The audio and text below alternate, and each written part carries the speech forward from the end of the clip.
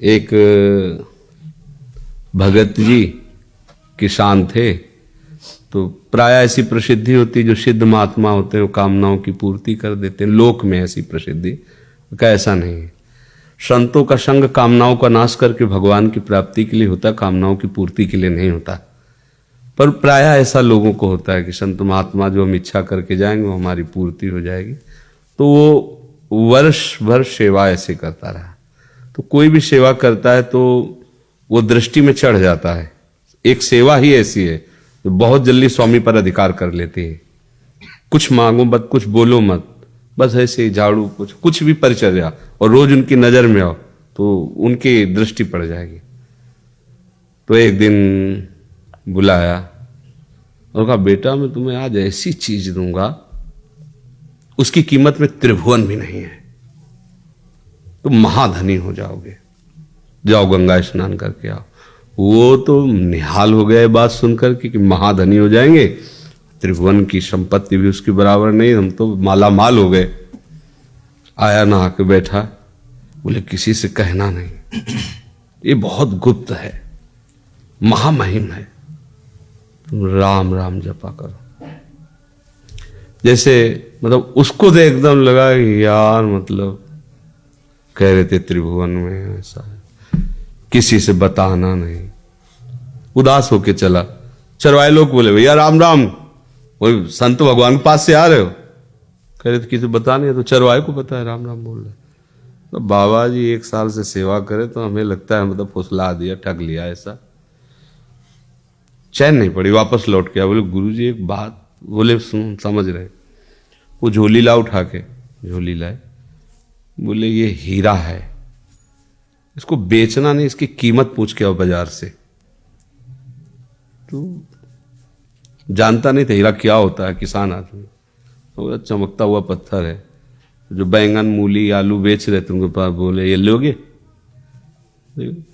अच्छा है, 1-2 किलो बैंगन ले सकते हो, वह बेचना नहीं, लाओ इधर। बनिया के पास गया, उससे देखा कि सामने वाला इतना गरीब पोशाक पहने, मतलब हीरा तो रख नहीं सकता, पर है नकली है, पर है तो 1000 रुपये देंगे। 1000 रुपये? नहीं बेचना नहीं, वापस लाओ। एक स्वर्ण के पास गया, उसने देखा, 1 लाख रुपए देंगे। 1 लाख? नहीं बेचना, वापस लाओ।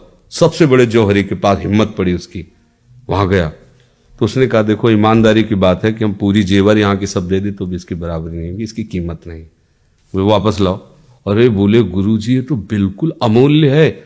बड़े जौहरी ने कहा कि पूरी हम दुकान की सब जेवरात दे दें तो इसके बराबर नहीं। बोले यदि हम ये कह देते बेच लाओ तो तुम पहली ही बार में 1-2 किलो बैंगन मूली लेके चले आते। असली तो जौहरी जाना ना, इसकी कीमत। आलू बैंगन बेचने वाला क्या जाने, वो बनिया क्या जाने, स्वर्णकाश अनुमान कर रहा था लेकिन जाना नहीं। ऐसे ही ये भगवान नाम की इसकी महिमा, इसका प्रभाव कोई भक्त जानता है जो नाम का जौहरी हो।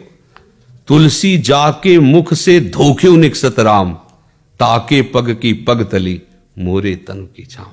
वो महान हो जाता है। तो हमें नाम पे तो संशय करना नहीं है। अनंत जन्मों के हमारे ऐसे संस्कार हैं जो हमें दुर्गति पे दुर्गति ही भोगना है।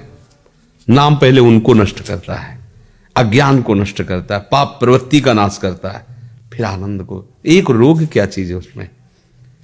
एक बार गिरिराज जी की तलहटी में एक संत रहते थे, वो गोपाल शास्त्र नाम का 108 बार पाठ करते थे। 30-35 मिनट लगता है एक बार पाठ करने में, 108 बार पाठ, तभी फिर भिक्षा मांगते। वैसे संतों में अलग अलग निष्ठा होती। उनको लकवा मार गया तो पूज्य पाद सिउड़िया बाबा, हरि बाबा, ये महापुरुष गए और उनका, महाराज यदि आप संकल्प कर लो तो पूरे देश का लकवा खत्म हो जाए, इतना आपके पास धन है, नाम रूपी धन। तो उन्होंने कहा, बाबा क्यों विनोद करते हो, मच्छर मारने के लिए ब्रह्मास्त्र का प्रयोग नहीं होता। ये उन्होंने जाना कीमत कि नाम का प्रयोग इस नाशवान शरीर के लिए नहीं।